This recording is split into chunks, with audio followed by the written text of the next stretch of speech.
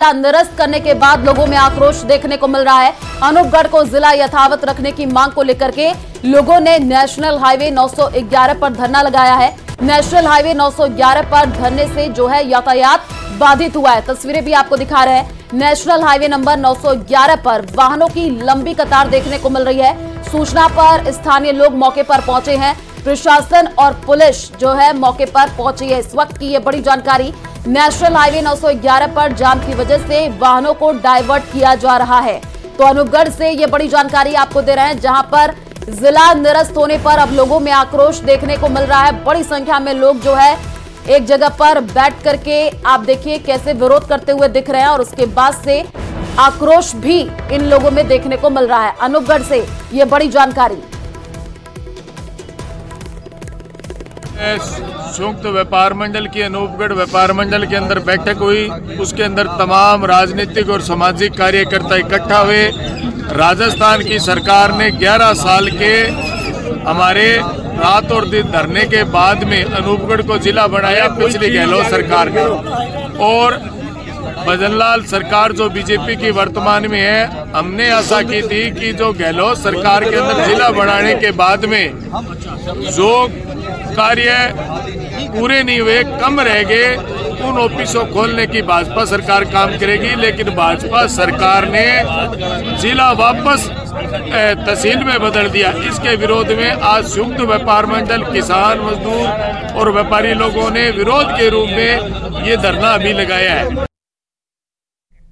शाहपुरा से बड़ी खबर सामने आ रही है। शाहपुरा जिला निरस्त करने का ये पूरा मामला है और आज बंद का असर नहीं दिखा है। चंद घंटे में वापस जो है बाजार खुल गए और कल कांग्रेस और संघर्ष समिति ज्ञापन देगी। इस वक्त की सबसे बड़ी जानकारी आपको शाहपुरा से दे रहे हैं, जहां पर आपको बता दें कि कहा यह जा रहा था कि जो है बंद का असर देखने को मिलेगा, लेकिन आज बंद का असर नहीं दिखा। चंद घंटे में वापस बाजार खुल गए हैं। कल कांग्रेस और संघर्ष समिति ज्ञापन देगी। इस वक्त की ये बड़ी जानकारी शाहपुरा से, जहां पर शाहपुरा जिला निरस्त करने का ये पूरा मामला और उसी को लेकर के आपको बता दें कि बंद करने का जो असर है वो देखने को मिला। चंद घंटे में वापस से बाजार पूरी तरीके से खुल गए। कल कांग्रेस और संघर्ष समिति ज्ञापन देगी।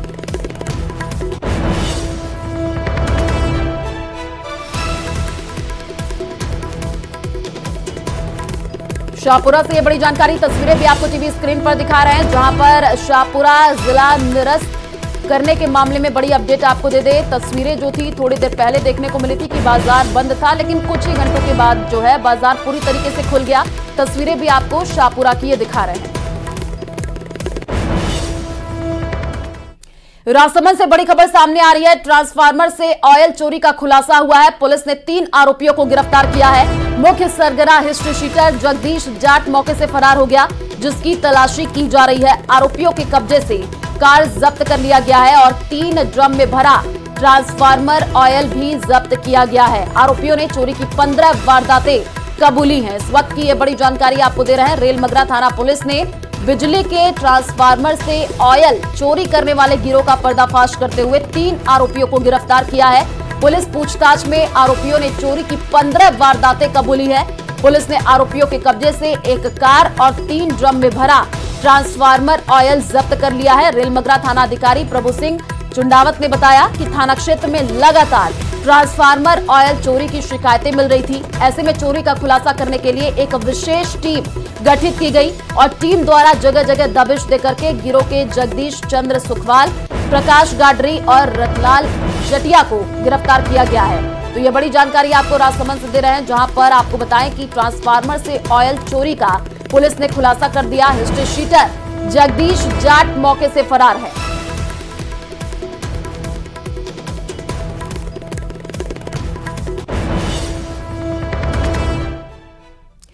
प्रदेश के 9 जिलों और 3 संभागों को सरकार ने कैंसिल कर दिया है, जिसे अब आपको बता दें कि इस पर पूर्व सीएम अशोक गहलोत ने प्रेस कॉन्फ्रेंस करके कई सवाल खड़े किए हैं। गहलोत ने कहा कि एमपी का क्षेत्रफल हमसे कम है और जिले ज्यादा हैं। प्रशासनिक दृष्टिकोण को ध्यान में रख करके जिले बनाए गए थे। बजट घोषणाओं को पूरा करने में आसानी होती है और साथ ही साथ मॉनिटरिंग आसान होती है। लोगों को न्याय के लिए मुख्यालय पर पहुंचना होता है। अगर गलत काम था तो सरकार आते ही ये काम करती और 1 साल क्यों लगा। प्रदेश में भाजपा सरकार का फैसला सही नहीं है, ये पूर्व सीएम अशोक गहलोत की तरफ से कहा गया। क्या कुछ उन्होंने कहा, सुनिए। अगर प्रशासन मशीनरी आपकी मजबूत है, जिले छोटे हैं, तो तहसील हो चाहे एसडीओ स्तर पर हो, एडीएम हो, जिला कलेक्टर हो, वो तमाम स्कीमों को लागू करने में आसानी होती है, नंबर 1। नंबर 2, उनकी मॉनिटरिंग हो सकती है धरातल पर काम पूरे होने की। और नंबर 3, जो फरियादी आते हैं, गरीब आदमी, किसान, मजदूर जो भी है, जो अन्याय उत्पीड़न हुए हैं लोगों के साथ में, वो अपनी फरियाद भी ढंग से दे सकते हैं। क्योंकि एक जिले के अधिकारी आ रहे थे, बढ़ गए तो 2 जिले में हो गए। फिर मैं एक कॉन्फिडेंस रहता है कि हमारे प्रमोशन भी अच्छे होंगे, हमारी परफॉर्मेंस देखी जाएगी तो आसानी रहेगी काम करने में भी। ये तमाम तरीके से मैं समझता हूँ जिले छोटे होने में कोई दिक्कत है ही नहीं, बल्कि उसका लाभ मिलता। ये मेरे को लगता है कि 1 साल तो लगा दिया। अगर ऐसा गलत काम किया होता हमने तो सरकार ने पहला काम जिला खत्म करने का ही करना चाहिए था। 1 साल के सेकंड 1 साल। और जो जिले का कमेटी बनाई जिसने, वो तो बीजेपी ज्वाइन भी कर लिया अब तो अधिकारी ने। जिसने कमेटी की रिपोर्ट दी है वो बीजेपी ज्वाइन कर चुके हैं। तो इसका मतलब है कि जो बीजेपी ने पार्टी ने जो तय किया वो उस अधिकारी को लगा के उसके माध्यम से करवाया गया। यही स्थिति है। बाड़मेर में 9 दिन पहले 2 भाइयों के साथ लूट हुई और लूट का पुलिस ने खुलासा करते हुए 5 आरोपियों को गिरफ्तार किया है। पुलिस अधीक्षक नरेंद्र सिंह मीणा ने बताया कि बदमाशों ने रेकी कर लूट की प्लानिंग की और 20 दिसंबर की शाम को हवाला कारोबारी भाइयों जानलेवा हमला और आंखों में मिर्ची झोंक करके लूट की वारदात को अंजाम दिया था। 32 लाख से भरा बैग लेकर के फरार हो गए थे। फिलहाल पुलिस बदमाशों को रिमांड पर लेकर के गहनता से पूछताछ करेगी। तो ये बड़ी जानकारी आपको दे रहे हैं, जहां पर आपको बता दें कि 5 आरोपियों की गिरफ्तारी हो चुकी है और बाड़मेर से ये जानकारी 9 दिन पहले 2 भाइयों के साथ लूट की वारदात सामने आई थी और लूट का पुलिस ने खुलासा कर दिया है। 5 आरोपियों को गिरफ्तार किया है। पुलिस अधीक्षक नरेंद्र सिंह मीणा ने बताया कि बदमाशों ने रेकी कर लूट की प्लानिंग की और 20 दिसंबर की शाम को हवाला कारोबारी भाइयों जानलेवा हमला और साथ ही साथ आंखों में मिर्ची झोंक करके लूट की वारदात को अंजाम दिया था।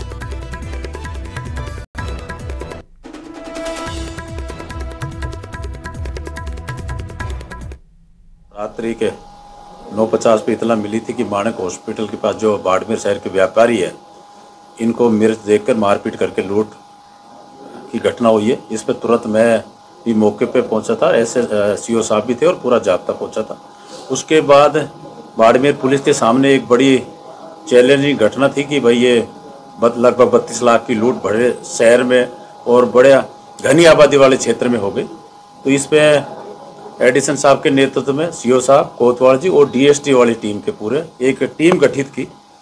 भाई ये वारदात किसने की है, तो पूरी टीम ने, पूरी बाड़मेर पुलिस ने, पूरा टीम ने, एक नकल सिंह यहाँ कांस्टेबल में है, उसकी महत्वपूर्ण भूमिका रही है कोतवाली का, और डीएसटी टीम की अमीन की, इनकी पूरी टीम की महत्वपूर्ण भूमिका रही। राजधानी जयपुर से सटा दौसा जिला मूलभूत सुविधाओं से जूझ रहा है। हर गली में सड़कों का हाल बेहाल है, तो वहीं पानी की कमी भी एक बड़ी समस्या है। इसके अलावा भी कई ऐसी परेशानियां हैं जिनका कोई हल नहीं हो रहा है। देखिए रिपोर्ट।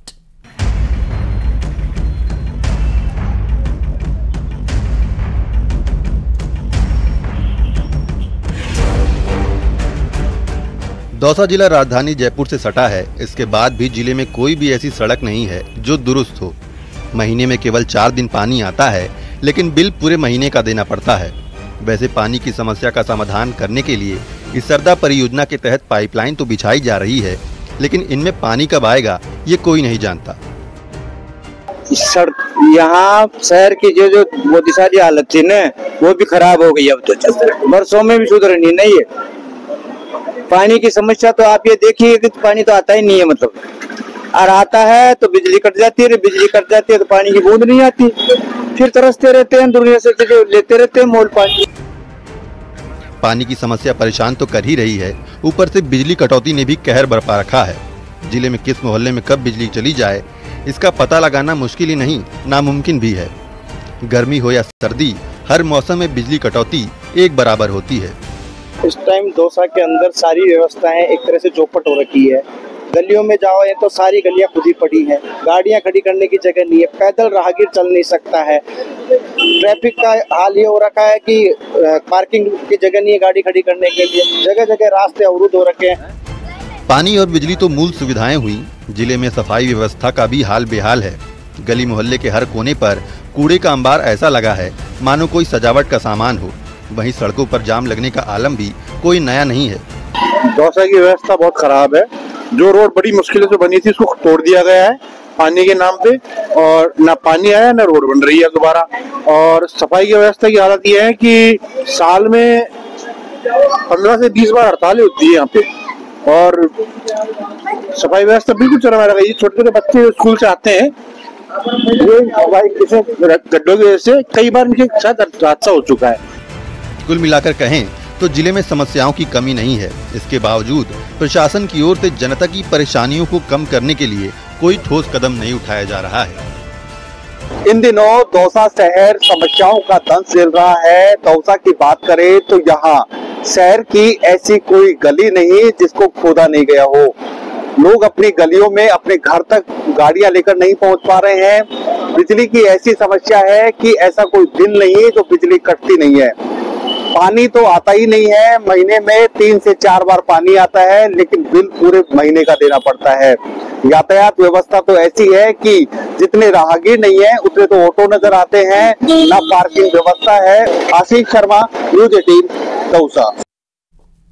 और कोटपुतली से बड़ी जानकारी आपको दे दे, ऑपरेशन चेतना रेस्क्यू मामले से जुड़ी हुई बड़ी अपडेट है। हॉट रॉक चट्टान जो है रेस्क्यू ऑपरेशन में रुकावट बन रही है और चट्टान की वजह से ऑपरेशन की गति धीमी हुई है। और आपको ये भी बताते चले कि माइन से मंगवाई हाई टेक्नोलॉजी उपकरण टनल की खुदाई लगातार जारी है। इस वक्त की ये बड़ी जानकारी आपको दे रहे हैं कोटपुतली से, ये सीधे लाइव तस्वीर दिखा रहे हैं। ज्यादा जानकारी के लिए संवाददाता हीरालाल हमारे साथ लाइव जुड़े हुए हैं। हीरालाल, हम देख पा रहे हैं चट्टान की वजह से रेस्क्यू ऑपरेशन में अभी कई तरीके की रुकावट सामने आ रही है, जरा तस्वीर दिखाइए और मामले में अपडेट दीजिए।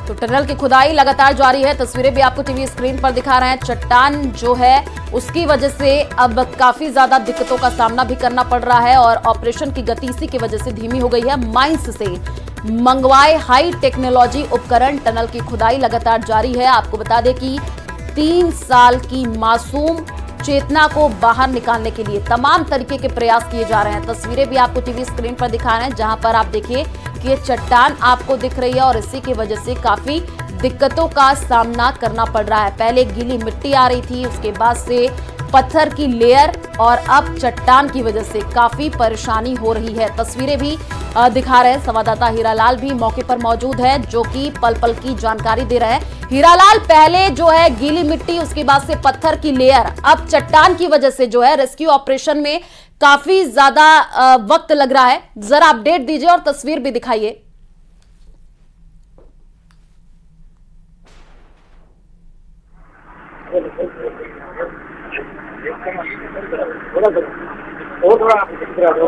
हीरालाल, आवाज पहुंच रही है? ये अपना सवाल दोबारा दोहराएं।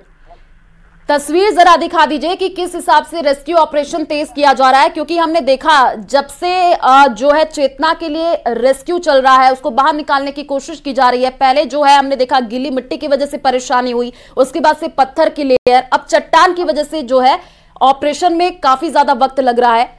क्या अपडेट है, जरा तस्वीर के जरिए दिखा दीजिए। जी बिल्कुल, मैं बताना चाहूंगा ऑपरेशन चेतना का 7वां दिन है। पिछले 158 घंटों से लगातार ऑपरेशन जारी है। मैं बताऊंगा कि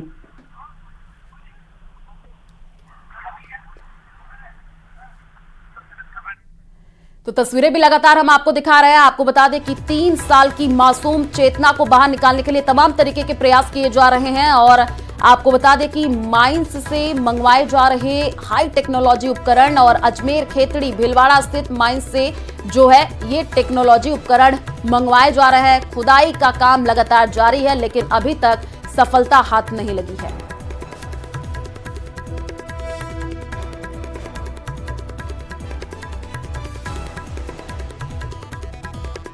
लगातार ऑपरेशन जारी है। लगातार जो एनडीआरएफ के अधिकारी, मैं तस्वीरों में दिखाना चाहूंगा किस प्रकार से जो रेस्क्यू ऑपरेशन है पिछले 7 दिन से लगातार जारी है। जो मासूम बालिका 160 फीट की जो बोरवेल के गड्ढे में फंसी हुई है, उसको निकालने के लिए जो रेस्क्यू ऑपरेशन शुरू किया गया था वो लगातार जारी है। जो केसिंग वो की गई थी पाइपों के जरिए, उसके बाद है जो यहाँ जो एनडीआरएफ की टीम के सदस्य हैं वो लगातार नीचे उतरकर 170 फीट गहरे में उतरकर एक सुरंग बना रहे हैं। उनका जो 24 घंटे से लगातार उनका जो सुरंग बनाने का कार्य है वो लगातार जारी है। लेकिन जो अत्याधुनिक उपकरणों की कहीं ना कहीं जो कमी है वो यहाँ देखने को मिली है, क्योंकि जो इनके पास उपकरण है जिनके द्वारा जो सुरंग बनाई जा रही है, जो होल बनाया जा रहा है, करीबन 8 फीट की जो वो टनल बनाई जानी है, उसमें जो हीट पाकर वो जो ड्रिल मशीन की जो बिट्स है वो बार बार है जो खराब हो रही है, उसके बाद उनको बाहर निकालना पड़ता है, दूसरी बिट्स लगानी पड़ती है। तो कहीं ना कहीं समय जरूर लग रहा है, क्योंकि नीचे चट्टान है, जो एक हार्ड रॉक की जो चट्टान है उसको तोड़ने में काफ़ी मशक्कत करनी पड़ रही है। लेकिन लगातार ये कोशिश जारी है। अब जाके जिला कलेक्टर ने आसपास के जिलों में जो क्षेत्र हैं वहाँ जो माइंसें चल रही हैं वहाँ से अत्याधुनिक उपकरणों को या हाई टेक्नोलॉजी के उपकरण हैं जो वहाँ के जिला कलेक्टर और माइंस के अधिकारी हैं उनसे बात करके उनको यहाँ मंगवाया जा रहा है। तो जब यह अत्याधुनिक उपकरण जो यहाँ पहुँचेंगे और टनल और जो बोरवेल का गड्ढा था उसके बीच की जो दूरी है उसकी एक्यूरेसी नापने के लिए जो उपकरण आएंगे, उसके बाद जो एक्यूरेसी नाप कर उस अत्याधुनिक जो हाई टेक्नोलॉजी के उपकरण है उनके जरिए उस चट्टान है जो हार्ड रॉक की जो चट्टान है उसको ड्रिल करके और बच्ची को बचाने का जो रेस्क्यू ऑपरेशन है उसको आगे की ओर बढ़ाया जाएगा। जिला कलेक्टर कल्पना अग्रवाल यहाँ पहुंची थी। केरल से भी एक जो माइनर रेड माइनर्स की जो टीम के जो एक सदस्य हैं वो भी यहाँ पहुंचे। बिल्कुल हीरालाल, हम देख पा रहे हैं कि टीमें लगी हुई हैं, रेस्क्यू ऑपरेशन तेज किया जा रहा है। आप इस पूरे मामले पर नजर बना करके रखिए, आगे भी आपसे अपडेट लेते रहेंगे। फिलहाल शुक्रिया तमाम जानकारी साझा करने के लिए। और चलिए रुक करते हैं अगली खबर की ओर। खुले बोरवेल में बच्चों के गिरने की घटना को लेकर के जयपुर जिला प्रशासन सतर्क एवं संवेदनशील है। आमजन की सुरक्षा सुनिश्चित करने और ऐसे हादसों को रोकने के लिए कलेक्टर डॉक्टर जितेंद्र कुमार सोनी के निर्देश पर शनिवार को प्रशासनिक अधिकारियों ने मुहिम के तहत 328 खुले बोरवेल को बंद करवाया। आपको ये भी बता दें कि कलेक्टर ने बोरवेल खुदाई से 15 दिन पहले प्रशासन को सूचना देने के आदेश जारी किए थे। वहीं कलेक्टर के खुले बोरवेल को बंद करने के निर्देश पर जिले के उपखंड क्षेत्रों में तहसीलदार सेवा के अधिकारियों ने चिन्हित 328 खुले बोरवेल को लोहे के ढक्कन सहित अन्य उपायों से बंद करवाया।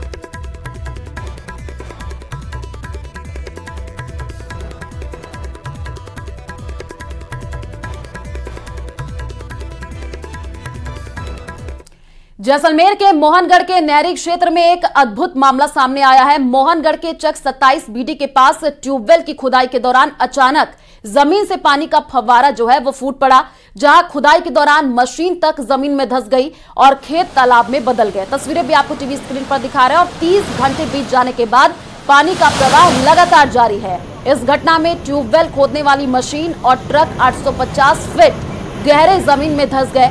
पानी के दबाव के कारण 15 से 20 फीट की चौड़ाई में गहरा गड्ढा होने की संभावना जताई जा रही है और इस घटना के बाद से जमीन से लगातार पानी का बहाव हो रहा है। आपको बता दें कि प्रशासन ने घटनास्थल से 500 मीटर दूर रहने की अपील भी जारी की है। वहीं पुलिस चौकी बना ली गई।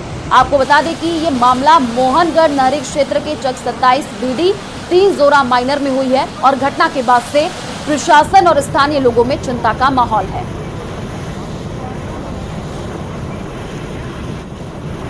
नहीं, अगर वैज्ञानिक रूप से देखा जाए तो ऐसा है नहीं। और मैं खुद वहाँ पे मौके पे आज दिन भर भी रहा हूँ और तो मुझे नहीं लगता कि गैस की वजह से हो रहा है, क्योंकि गैस के ना तो गैस अगर होती तो पानी के साथ में कुछ बुलबुले जैसी भी कंडीशन होती या बदबू या जो खुशबू कहे कुछ भी कह दे, गैस की जो स्मेल होती वो भी आती। लोग धूम्रपान भी कर रहे थे और जो वहाँ पे 1-2 किसान रहते हैं वो लोग चाय वगैरह भी बनाई। तो ऐसा कुछ होता है तो वातावरण में सभी का मौसम है तो थोड़ी बहुत लग भी जाता है कि वास्तव में यहाँ पे गैस है। अभी तक कोई प्रशासन नहीं है। हमारी खुद की डबल इंजन सरकार होते हुए अभी तक कोई प्रशासन पूरी नींद में सूता है और ये 2 मुरबा मेरा जीरा है नाश हो गया, मकान के अंदर पानी आ गया और हमारे खुद के ट्रैक्टरों से इसको ये रेता डाल के कम से कम 5-5 फुट हमने रेता डाला है। अभी तक प्रशासन कोई भी हमारे पास सूद लेने के लिए नहीं आया है। और टोंक से बड़ी खबर सामने आ रही है समरावता मामले में महापंचायत। आपको बता दें कि नगर फोर्ट में प्रहलाद गुंजल ने चुनौती दी, सरकार को 10 दिन का अल्टीमेटम दिया है। नरेश मीणा को रिहा करने समेत मांगों पर सकारात्मक पहल सरकार करे। गुंजल ने 10 दिन बाद राजधानी में घेराव करने की चेतावनी दी है। आपको बता दें कि 10 दिन बाद जयपुर में ईंट से ईंट बजा देंगे। गुंजल की तरफ से यह कहा गया। नरेश मीणा समेत जेल में बंद लोगों की रिहाई की मांग की जा रही है। टोंक से ये बड़ी जानकारी समरावता मामले में महापंचायत और साथ ही साथ आपको बता दें कि ये कहा गया है, गुंजल ने चुनौती दी है कि सरकार को 10 दिन का अल्टीमेटम, नरेश मीणा को रिहा करने समेत मांगों पर सकारात्मक पहल जो है वो सरकार करे। और साथ ही साथ गुंजल ने यह भी कहा कि अगर मांगे नहीं मानी जाती हैं तो 10 दिन बाद राजधानी में घेराव करने की चेतावनी दी है और 10 दिन बाद जयपुर में ईंट से ईंट बजा देंगे। ये गुंजल की तरफ से कहा गया। इस वक्त की सबसे बड़ी जानकारी आपको दे रहे हैं, जहां पर आपको बता दें कि नरेश मीणा समेत जेल में बंद लोगों की रिहाई की मांग की जा रही है।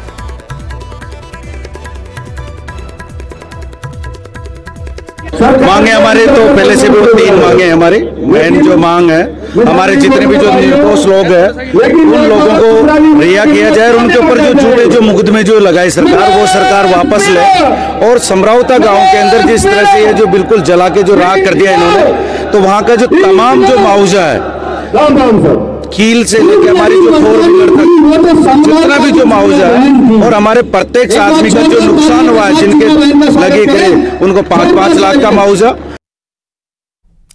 गुलाबी नगरी में पर्यटकों का जमावड़ा लगा हुआ है। वहीं आमेर महल पर सुबह से ही देसी विदेशी जो है पावनों का जमावड़ा देखने को मिल रहा है। वहीं कोहरे के आगोश में आमेर फोर्ट पर पर्यटक हाथी सफारी का लुत्फ उठाते हुए देखे जा रहे हैं। तस्वीरें जयपुर के आमेर की हैं। आपको बता दें कि इन दिनों फोर्ट पर 15,000 से अधिक सैलानियों का आवागमन बढ़ रहा है और जयपुर में रोजाना 50,000 से अधिक पर्यटक भी पहुंच रहे हैं। आमेर फोर्ट आने वाले पर्यटकों के वाहनों की लंबी कतार लगने से जाम के हालात बने हुए हैं। साथ ही शीतलहर के चलते हाड़ कपाने वाली सर्दी का एहसास भी किया जा रहा है।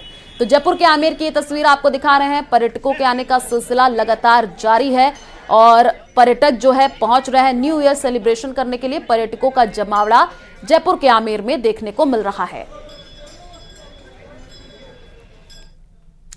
नए साल के मौके पर चित्तौड़गढ़ दुर्ग पर्यटकों से गुलजार है, जहां हजारों की संख्या में देशी विदेशी सैलानी पहुंच रहे हैं। शीतकालीन अवकाश के चलते पिछले 1 सप्ताह से दुर्ग पर पर्यटकों की जो संख्या है वो लगातार बढ़ती जा रही है और चहल पहल भी देखने को मिल रहा है। वहीं साल के अंतिम दिनों में दुर्ग पर पर्यटकों की भारी भीड़ उमड़ने से जाम के हालात बन गए हैं।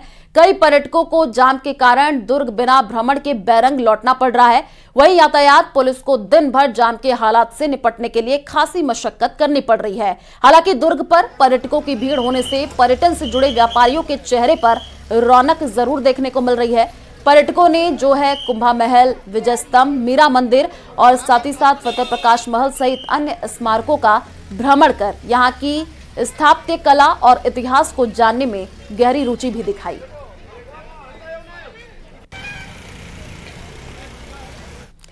और चलिए फिलहाल इस बुलेटिन में इतना ही। बाकी खबरों के लिए आप देखते रहिए न्यूज़ 18 राजस्थान। नमस्कार।